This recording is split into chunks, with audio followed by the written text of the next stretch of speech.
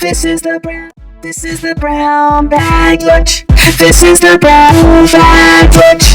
This is the brown bag. All right, what's up, everybody? This is Nat P. Brown Bag Lunch every Thursday at 1. Today we're with Chris Soth, actor, producer, writer. Saw his first success while at USC and sold a screenplay there called Firestorm, which is perhaps the dream of everyone who goes to film school. Unfortunately, 99.9% that does not happen to, but to Chris, it did. And that movie, Firestorm, went on to star Howie Long. And as a producer, Chris is completing post-production on a second feature film, SafeWord, while his first film, Don't Fall Asleep, is going into distribution as we speak. So he's prolific, he's working, he's sold substantial things. So thank you for joining us and just shedding some light on your view of the industry.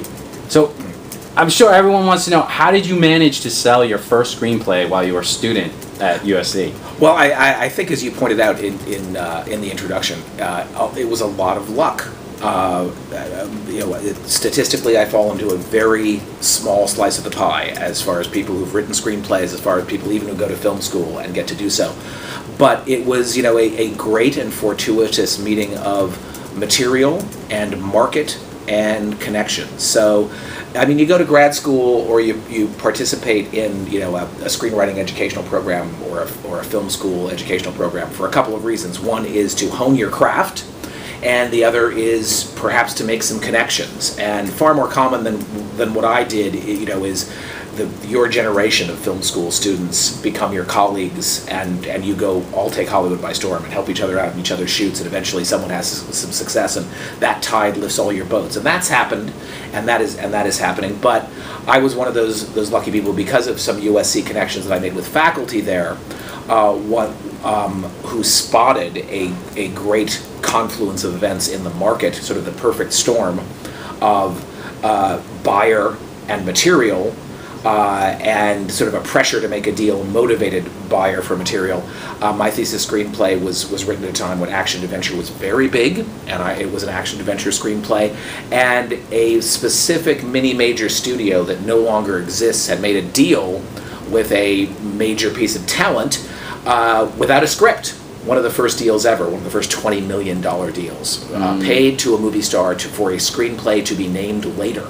And I happened to be writing one, and so there's the luck. There was the perfect storm of events for me to be sucked right into that vacuum with my screenplay, and for them to make a preemptive offer of $750,000 for the screenplay, and that was Firestorm that you mentioned. And that must have been blowing your socks off to get an offer like that while you're in school. I'm pleased to say I've had some greater events since, but at that time, maybe the happiest day of my life. It was very exciting and really extreme, and so much so that I probably didn't know how lucky I was, and suffered that rocky road that one has in one career sort of after that, which is unusual. I think had I worked a little harder for it, I would have appreciated it a little more, and maybe not suffered other setbacks so hardly as I did. But I kind of had the mistaken idea of, well, this is what I do now, and now every screenplay I write will sell, and there's going to be a gigantic hit movie. But of course, everybody learns eventually that it's a swinging pendulum or an ebb and flow to a screenwriting career, and that I probably had a mistaken idea about just how easy it was going to be, because that came so easily and so early. But no, of course, it was extremely exciting, and just a great event. It was on the front page of Variety the next day, and everyone at USC was congratulating me, and that was indeed my thesis. You would be pleased to know I also got an A. So that would have been a funny story. You get a D, but you sold it for $750,000. Yes, exactly. Yeah. Can a rock really explode at 500 degrees? Okay, now I have to call Jack Sullivan out on this, because this is a story I told him in complete confidence, and I just want to say that the moral of this story that I'm about to tell you is do your research. Because Firestorm takes place in a forest fire. It's an action-adventure movie set in a forest fire. And I read that in extreme heat in forest fires, rocks will sometimes explode.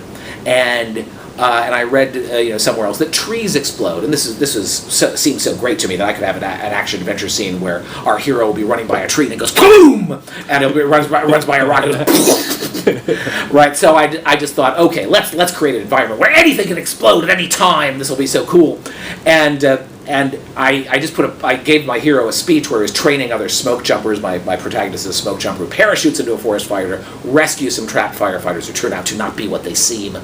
And I wrote this placeholder of, he said at 500 degrees a rock will explode in the middle of a forest fire. So the answer is no, a rock will not explode at 500 degrees. I think I'll just do the research later, or certainly, and at the time I wrote it, I never thought the screenplay is going to get bought. It's going to be made by 20th Century Fox. It's going to star Howie Long. I never, none of these things were even in my mind, and about 5 people rewrote me before it got to the screen, and I said, surely someone at Fox will do the research. Cut to me on the set the first day, and there is Howie Long saying, a rock will explode at 500 degrees, and I kind of slapped my forehead and said, wait a minute, now that's what I cook a pizza at. Surely, if I put a rock in my own oven, it's not going to go kaboom when that takes 20 minutes to melt the cheese on my homemade pizza pie and get the crust to rise. So there was no filtering process. Do your own research and do it well. Unfortunately, the book that said rocks will explode in a forest fire didn't say at what temperature that would be. So the answer is no, and you can rent Firestorm now and hear Howie Long saying that as if it was true. And if a writer had researched it and done his job. So while I'm often complimented on how well researched Firestorm is, that's one hole there in the net. If I just add another 0 and said 5,000, that probably would have convinced everybody. And I'm guessing, had I just not put it in there, and he just said rocks will explode, that would have been better. But no, I had the arrogance of a young man and a writer who said, I'll just put in 500 degrees and I'll change it later. You got to go back and change it. You actually have to make a note to yourself, guys. And so there it is on film, recorded forever. And this is one of the times I get to thank myself that not too many people saw it. So, yeah. I'm sure it became part of the allure of the piece, like. Oh, right, the gaff squad, yeah, circling the movie and saying this is why it doesn't work. There are some gaffes pointed out, I think, on the IMDb, but that is not one of them. That's my own. That's my own secret gaff, and now you and me, we share that secret. So Howie Long said it. Are you still friends with Howie? I have to say that Howie and I have lost contact over all these years, and sadly no. At the time, he had a 3-picture deal with 20th Century Fox. The movie star that the script was originally purchased for dissolved his relationship with that mini major studio, and that mini major studio went out of existence. 20th Century Fox picked up the project in turnaround and wanted at that time to make a movie star out of Howie Long as part of a 3-picture deal. Firestorm was the first. The other 2 never materialized, which might give you an idea about how Firestorm went for them. And went for Howie. So for the fact that there are not 2 other action adventure movies starring Howie Long, you do have me to thank, and you are welcome. So chat us your questions on Stickcam or hashtag them to @NatP, and we'll get them answered. Anything about the film, writing, or producing your own films, and we'll answer them in real time. That sounds great. And by the way, nothing against Howie Long. I don't think it's at all his fault that the movie wasn't a success. And to this day, we can only go to William Goldman and say nobody knows anything as to why that movie was or was not a success, and why there aren't other action adventure movies starring Howie Long. My experience with him was, great guy, very sweet, very busy with his football schedule, and the writer doesn't always become friends with the star of the movie. That has happened before. I'm getting quizzical looks from off camera now, but it's true. Not always, and sometimes the star can be, I presume, his worst enemy, and vice versa. But Howie, great guy. I wish it had gone differently. Obviously, it would have advantaged me greatly, and I would have had to hustle a lot less for the work that I've gotten since. Had Firestorm been the #1 movie in America for 16 weeks. So you have other features out. Don't Fall Asleep is one. Can you tell us about it and what it's about? Just log line. Sure. Don't Fall Asleep is a woman realizes she is sleepwalking and maybe living a second life during the night when she thinks she's asleep, and indeed may be committing murders. Ooh. So I was always very fond of this blackout idea, and the idea that you may be doing things you don't know about, or have almost a second personality, or something along those lines. I was actually approached by an actress who had this idea to do a movie, sort of a horror movie or thriller about sleepwalking, and had brought a director on board who said that's a great idea for a low-budget movie. Paranormal Activity was out at the time and featured a brief sequence of sleepwalking, or it looked like she was sleepwalking. Maybe she was possessed by a demon. Who knows what was going on in Paranormal Activity or any of its sequels? But she said, I like this idea of sleepwalking, and could we do something like that? And she and I came up with the story, over a dinner, and she said this director is going to provide the budget and we'll make the movie. I ended up becoming a producer on the movie, and you can rent that now or stream it on Amazon or iTunes. Don't Fall Asleep. And that is called Don't Fall Asleep. I actually play a character in the movie, the crazy guy who knows what's going on, which is sort of a classic in these horror type movies. That is actually a line that I deliver. I'm the one who says don't fall asleep in the movie, as the only way to prevent killing other people.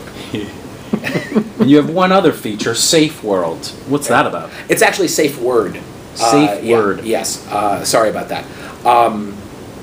SafeWord is a young woman's strange odyssey into her past and her confrontation of the man who may or may not have assaulted her in the past, all in one night of horror. Do you act in that one as well? I do play a part in that as well. Yeah, I used to be an actor, and I cast myself in these ultra low budget independent films because I know that I will show up. And the other thing I know about it is I cast myself as a character that the French called the raisonneur, the guy who knows what's going on and can explain the story to you. So it's either the raisonneur or Basil exposition. Me knowing what's going on and being able to do a day of reshoots where I do a few scenes and just kind of explain the story will save you a multitude of sins when an actress doesn't show up or something else doesn't happen. You can always just add another scene where this guy comes on and says what happened off screen a minute later, and this has saved us a lot in editing and allowed us even to change the story if we wanted to. So plus it worked for free. Plus I'm very reasonably priced when it comes to working, which is I just need to own and control the entire movie. So so you write, you direct, and you act in your films, and you produce them as well? On Don't Fall Asleep, I was a producer, and on SafeWord, I'm a producer and director. I actually didn't write either of those two films. I created sort of a brand new business model where I get a team of writer investors, and I mentor the writing of the screenplay. So I know you're going to, we'll talk about this a little bit later, but I teach a method of chaptering a movie into 8 chapters. And I got 8 students of mine from my mentorship program and said to them, hey, how would you like a credit for this movie? And we'll teach it as a class, and your tuition will go toward the budget. And then I mentored very carefully, sort of like the head of a writing staff on TV. I mentored them writing the screenplay, and did some polishes and rewrites on the set, particularly the one I was directing. Mm-hmm. I'm a little too much of a control freak to have no input on the writing, but uncredited, not just sort of the on-set rewrites of throwing a new line in here or there. So in that case, I didn't write either of those movies, and I'm not seeking writing credit. 8 other people are getting writing credit there, but I mentored them through the writing of the script, developed the story with the actress in the first case and with the team of writers in the second, in the case of SafeWord. That's an interesting business model for financing them. Do you find that it's successful? Have you found distribution for them? Don't Fall Asleep has distribution already, and boy, finding distribution was ridiculously easy. As far as I probably contacted 5 places that distribute films. Now, admittedly, this is not Paramount and 20th Century Fox or even Lionsgate. These are smaller direct-to-video distribution places, but 4 of them were yeses, and only 1 was a pass. Excuse me, 3 were yeses. Yes, we'd like to distribute your film. 2, 1 was a pass, and the 5th I'd never heard from. Well, that's a testament to just getting it done. Exactly. I mean, I think, and I say this to my writers all the time, lots of people want to be in the movie business. A smaller amount ever actually write a screenplay, and a smaller amount than that ever finish one, and a much, much smaller amount than that ever make a movie out of that screenplay. So, this idea of, if I make a film, it won't get distribution, or if I make a screenplay, it won't get read, why don't you just go ahead and write one and see? And why don't you just go ahead and make a film and see? If you can actually tell a coherent story, I think you're going to be okay. I also can say I wasn't in a situation where I had to make $50,000 back just to be even on these films. The budgets of these films were such that I didn't have to make that back. In fact, with the tuition that I can charge a student to say, you're going to have this great experience and great class, and a movie of yours is going to get made, with that having risen slightly over what I would charge for another screenwriting instructional project, with all that motivation of, hey, you'll be on IMDb, you'll be able to point your friends and say, this is the 15 minutes of the movie that I wrote, and all that value that I can bring to an aspiring screenwriter. Say, here's your first credit, and your movie will be distributed. It'll be on iTunes. It'll be on Amazon, and with the cost of production coming down, those two finally met in sort of a critical mass, and I can be in profit guaranteed before I've shot anything. I can pay myself a fee for directing the movie or producing the movie and mentoring it, and still have enough money to produce the film if I hire actresses and actors who want to get footage on their reel, if I provide only food, and if I shoot it at my house. Mm-hmm. So writing the script to my house, or a set that I know I can get for free, and taking the resources you have and acting like it's a recipe. If you're preparing dinner and saying, let's go to the pantry and the fridge and see what's in there, but let's not make a trip to the grocery store because they charge there, you can tailor your story to the resources you have. Does it create, you're talking about the working with the assets you have for production. Right. Does it create any unique challenges to work that way from a production standpoint? Well, it creates a lot of limitations about what you can do. Okay, I'm not going to be making Transformers at my house anytime soon, but it does make you think, okay, what do I have? And I sort of I had a lease expire on an apartment I was renting. I rented a larger house, just thinking, well, I'll turn this into a studio, and this has a 3-car garage that I can turn into a green screen studio if I want to, and you do start to think a little differently. But I would urge everybody listening, if you want to be an independent filmmaker, to make a list of assets and say, what story can I tell with these things? And I had been hired by a group of independent filmmakers and investors to write a screenplay, and they sent me a list because one of their guys was a wealthy real estate magnate, and he said, well, I've got this log cabin in the woods, and it's a $5 million mansion, and and I own my own plane, and I own my own limousine. Well, each of those things became a sequence in this movie, and I was working with my writing group saying, okay, here's what we've got, and one of them said, this is how all movies should be made. This is what you should be doing. You shouldn't be saying, well, hey, what if robots who are having a battle chose Earth as their final battlefield? Yes, those movies need to be made, but not by the likes of us with the money we have in our own pockets. If we want to get to where we're making those movies, we should think of the assets we have, and when we should make a list of them and say, how can I put all of these as pearls on the string of a story? If you were to see that movie, which is my second writing credit on IMDb, you would see, here's the action sequence where the plane chops up two of the henchmen in its propeller blades as the heroine's trying to escape. One of those was me, by the way. I wrote myself my own death in that horror movie. So it's you should ask yourselves, what have I got now? What story can I tell now with what I have now? Particularly if you want to be an independent filmmaker, because that's where your independence lies. And from that phrase, independent filmmaker, I put the accent on independent. I think it's much more important that you're independent than that you are a filmmaker, and it's the independence that allows you to be a filmmaker, kind of not the other way around. Huh. Have you made a lot of money as a screenwriter? $750,000. That's not enough for you? Yeah. How about since then, and in Since general then? over your Well, career? you know, I have an uneasy detente with Hollywood and the establishment in the world that I've made more money than they want me to and less than I want to do. It falls, you know, somewhere in that range where I would like infinity and they would like zero, and it falls somewhere in between. You know, obviously, if Firestorm 3 were coming out now, and there were a TV series about smoke jumpers on the air that it was called, you know, Firestorm, the TV show, I'd be making a lot more money and developing other projects and would be, you know, moving in a more rarefied atmosphere than I do.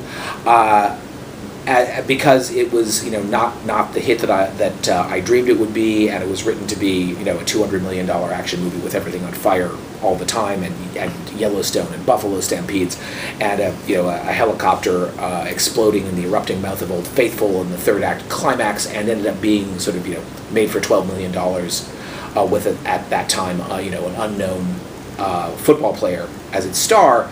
It was somewhat different than I envisioned, and less of a hit than I would want it to be, though profitable, at least as far as I can do the math.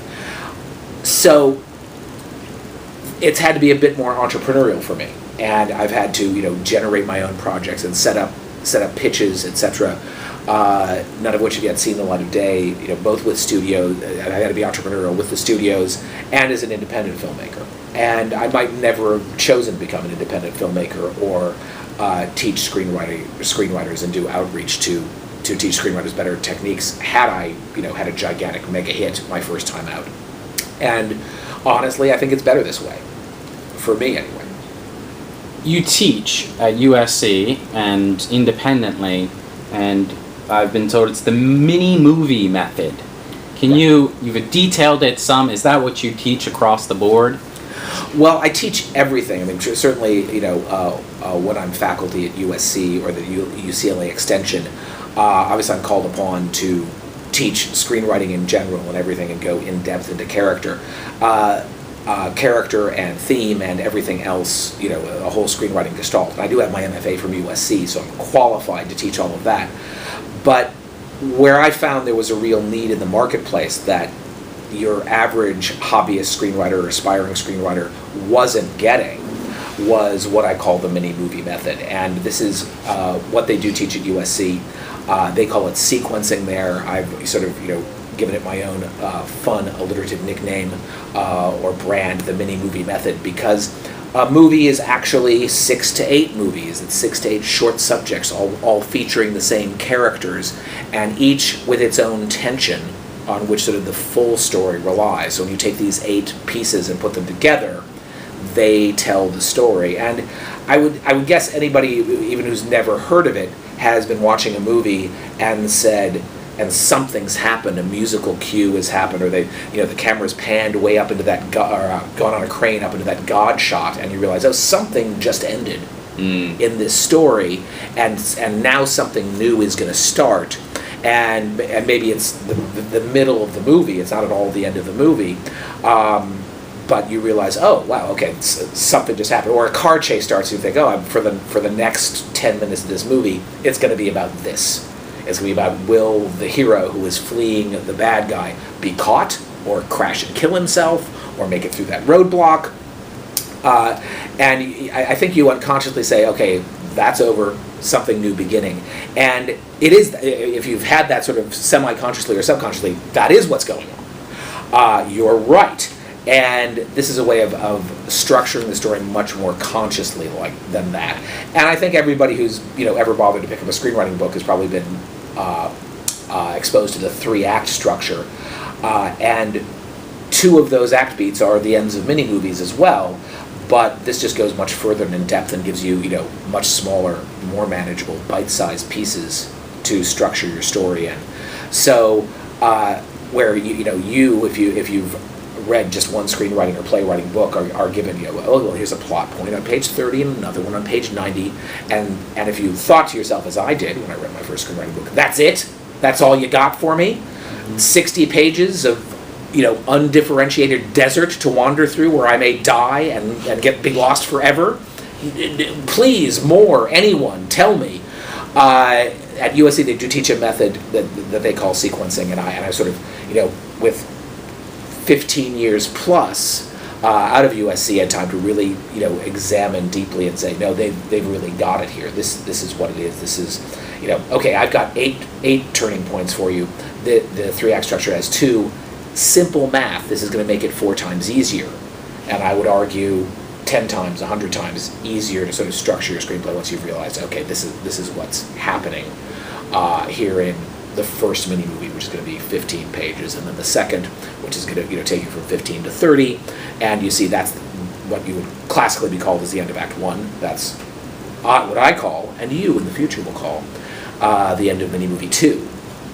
So you're never more than 10 or 15 pages away from a plot point. And so when I do these independent films and I get a team of 8 writers writing them, all of who are paying a tuition for the class, which becomes the budget, I say, okay, you're on mini movie 1, and here's what's going to happen in it, and you're on mini movie 2, and that will go, your writer of mini 1 will pass the baton to you, and you will take us to here, this plot point. And that's how I do it. This is sort of an extension of what I was teaching before through an ebook and DVDs and live appearances wherever I can get them. And you also run 2 websites, the $1,000,000screenwriting.com, that's $1,000,000screenwriting.com, and yourscreenplaymentor.com. What's the difference between the sites? Well, $1,000,000screenwriting.com largely teaches and spreads the word about the mini movie method. You can download an ebook there. You can order a DVD set of the first live seminar I did. The author of that DVD set right here in this room, just off camera with us.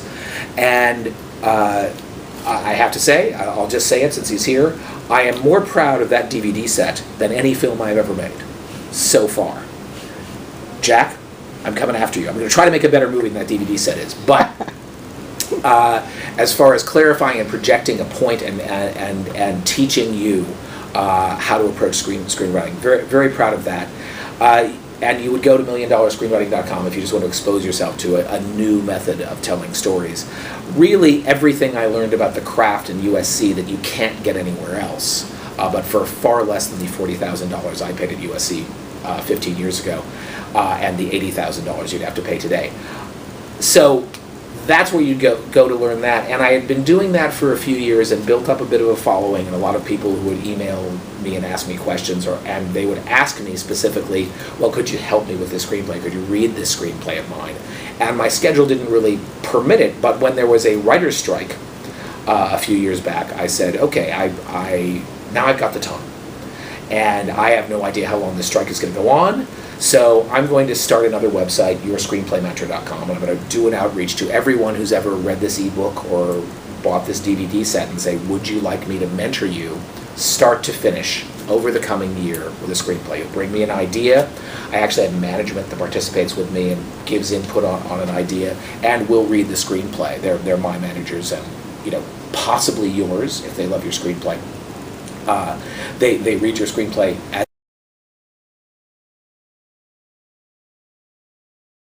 then we take an idea, we turn it into 8 mini movies, we outline it together, and then we, perhaps after a treatment, meet via conference call, sometimes live if you're local and live near me, or I happen to be traveling and live near you, and I mentor you step by step, checking in each mini movie, giving notes, giving feedback, until the entire script is built using that method. That's great. So, mentorship, really is great. Yeah. As well as access to... It really is, and one thing that I find that people are so grateful for and have so much fun with is I really allow access, and and become friends with my mentees. And it really is a fun, tight-knit group that that has a family feel. I do regular office hours via conference line. We can call them from anywhere in the world. Regular workshops, and then the meat and potatoes of it is you meeting with me privately on a conference line, recorded for your benefit, to capture all of your brilliance. Great. Well, now you know where to find him if you are an aspiring writer and want to take the next step towards just getting it done. So that's milliondollar.screenwriting.com and yourscreenplaymentor.com. Well, Great. Thanks for joining us today. Absolutely. And for all you aspiring writers and producers out there, we have an upcoming event called PitchCon, June 7th and 8th. Use promo code NATP, all uppercase, NATPE, lowercase TV, for $275 rate. It's normally $345. All right, check back next week, Thursday at 1 p.m. Pacific Standard Time for the next Brown Bag. Thanks. Thank you. Thanks a million. Brown bag lunch. This is the brown bag lunch. This is the brown bag lunch. Lunch. This is the brown bag lunch. This is the brown bag lunch. This is the brown bag lunch. Lunch. This is the brown bag lunch. This is the brown bag lunch. This is the brown bag lunch. Lunch. This is the brown bag lunch. This is the brown bag lunch. This is the brown bag lunch. Lunch. This is the brown bag lunch. This is the brown bag lunch. This is the brown bag lunch. This is the brown bag lunch. This is the brown bag lunch. This is the brown bag lunch. Lunch. This is the brown bag lunch. This is the brown bag lunch. This is the brown bag lunch. Lunch. This is the brown bag lunch. This is the brown bag lunch. This is the brown bag lunch. Lunch. This is the brown bag lunch. This is the brown bag.